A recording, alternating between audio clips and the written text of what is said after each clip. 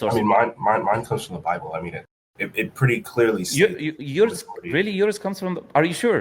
Have you read the Bible? I mean, I've read the majority of it. I haven't read all of it. Let me ask you. Okay, let me ask you a question. If I say in Islam, I want you to tell me your opinion. If I say in Islam teaches that if a woman does not cover her head, we should shave her hair. What do you think about that? That's pretty insane. I think that pretty much affirms why I don't follow Islam at that point.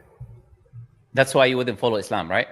Yeah, that sounds insane. Okay, if I said to you that Islam teaches that the woman doesn't have any right for divorce. So even if the husband beats her or whatever, maybe if he cheats on her, maybe, but she doesn't have any ground for divorce. And if she's divorced, she cannot marry anyone else. What would you think if Islam teaches that? That makes okay. So see, now I see why the article said that the Middle East had the higher rate of violence. It's because of that, isn't it? It's because of these teachings, right? What if I say to you the Quran? Wait, step by step. What if I tell you the Quran teaches that women should remain silent? They shouldn't teach a man because a man is their higher authority. They should remain quiet in places of worship. And because the man was formed first, he's greater than them. Okay? And they are lesser beings from that sense. He is the head of them. And they need to be quiet and not teach a man or assume authority over a man. What would you think about that as well? On top of what I said to you. I want your honest opinion.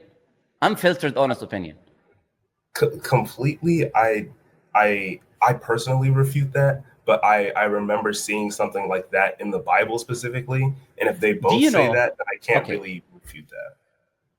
Oh, but the other things as well you didn't like about the covering the head and all of these things. You said that's why you would not follow Islam, right? That explains why the Middle East has a higher rate of violence, like the study said. So I think that pretty much follows why I won't follow it. Perfect. Do you know I was just quoting the Bible to you and the Quran doesn't say any of that?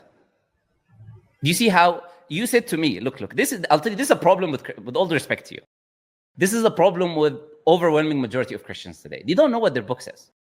And all of these things I mentioned to you, none of them are in the Quran. Quran, yes, Allah commands women that is pious and modest to cover your head. Allah doesn't say anything about shaving the head. However, Corinthians says that. 1 Corinthians chapter 11, verse 6 in particular, if you'd like to check. Everything I just told you about, like, for example, not be able to divorce at all unless it's adultery.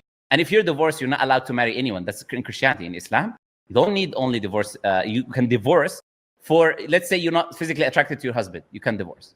For that simple reason. For abuse, domestic abuse, for any of these problems, you can get divorced. But in Christianity, the religion that you're saying you're following, and you're saying, I wouldn't follow Islam if that was in Islam, right? Islam doesn't say the woman should remain quiet. All what I told you about women remaining quiet and the man is the head, and all of that is the New Testament. Corinthians is the New Testament. Everything I'm telling you right now about divorce, this is Jesus' statements in Matthew. All of this is the New Testament. Don't worry, I don't need to go to the Old Testament because I know Christians would say, the Old Testament was like this. If I go to the Old Testament, it's worse, my friend. I didn't even go to the Old Testament yet. But you see the problem.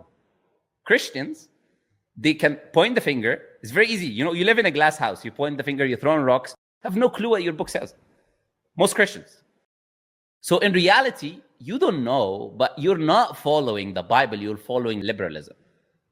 The real moral teachings are coming for you is from what they taught you in school and what they told you in the West and what you hear in the media and what your community tells you. And that's liberalism. None of that is an objective moral source that comes from God. So I would recommend every Christian, to open their book first, read what it says about women, because it couldn't say anything worse, in my opinion. And then see if they can talk about anything that says in the Quran about Islam. The Quran, what Islam... Now let me give you the contrast of what Islam teaches about women, not what Christianity teaches, which what we just said. Now, what does Islam teach about women? Islam teaches, like the Prophet told us, that men and women are generally equal. There's no statement like this in the Bible.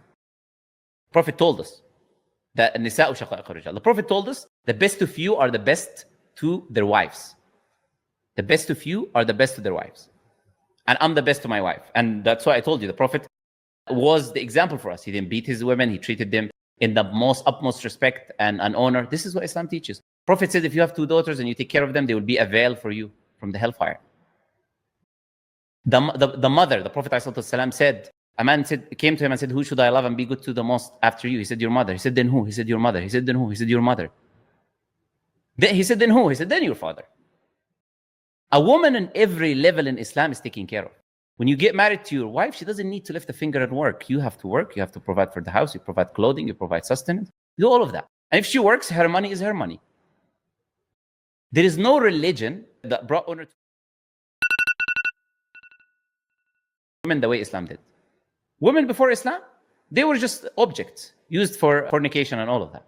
Islam came, they were not allowed inheritance. Islam allowed them inheritance. They were not allowed to own property. Islam is the first religion to do that, to allow them to own property. When in Western countries, they were not allowed to own property. They were not allowed to be inherited.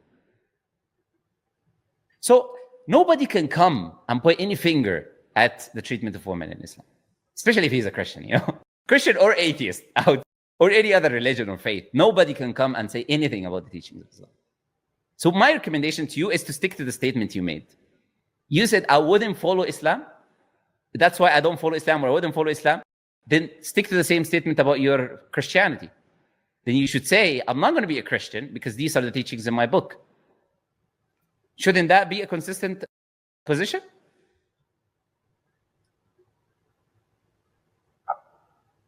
I mean, I guess I didn't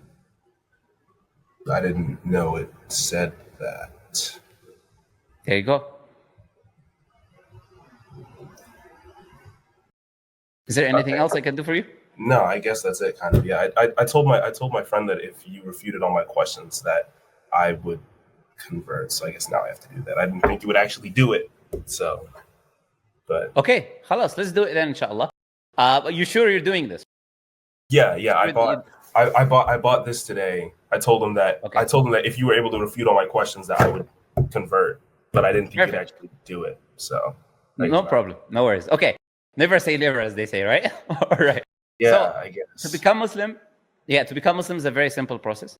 It is testifying that there is nothing worthy of worship except Allah, God, and to testify that Prophet Muhammad is his messenger and servant. We'll say it in English first, and then we'll say it in Arabic.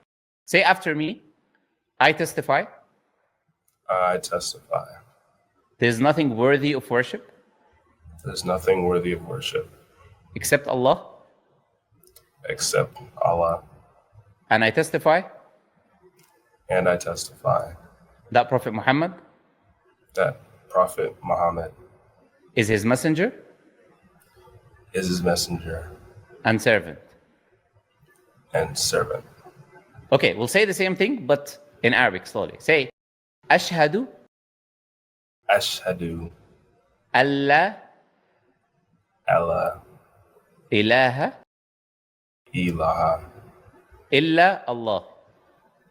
Illa Allah. Wa ashhadu. Washhadu. Anna. Anna. Muhammadan. Muhammadan. Rasul Allah. Rasul Allah. That's it, my brother. You are officially, alhamdulillah, a Muslim. And I'll tell you something.